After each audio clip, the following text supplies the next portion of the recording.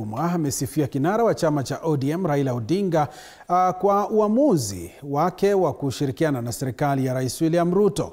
Akizungumza katika shule ya msingi ya Mikinduni iliyo katika kaunti ya Tana River wakati wa hafla iliyoandaliwa na mkurugenzi wa KenGen, Jumwa alieleza kuwa uamuzi huo wa Odinga ulileta amani na uwiano nchini. Aidha, aliwakashifu vikali wanasiasa wanaopinga muungano huo, huku akiwataja kama watu wasio wazalendo. Aliyekuwa mwakilishi wa kike kaunti ya Tana River na ambaye ni mkurugenzi wa KenGen, Rehema Hassan, pia alisifia ushirikiano huo na kuwarai wakazi wa kaunti ya Tana River kuunga serikali mkono.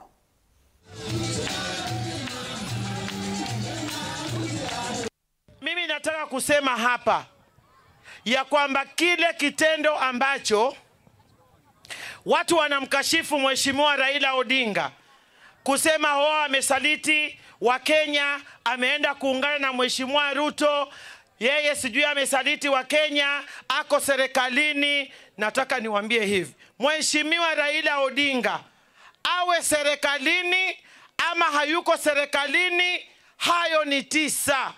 10 ni kile kitendo cha uzalendo alichokifanya Mheshimiwa Raila, kusema Kenya kwanza kuliko yeye. Hii Kenya watu washikane, na hii Kenya ipate amani, kuwe na utulivu, ili Mheshimiwa Rais pia akaweze kuwa na amani ya kuweza kudeliver ile plani yake kwa wananchi. Wangu, msikubali kuwa kwa opposition tena.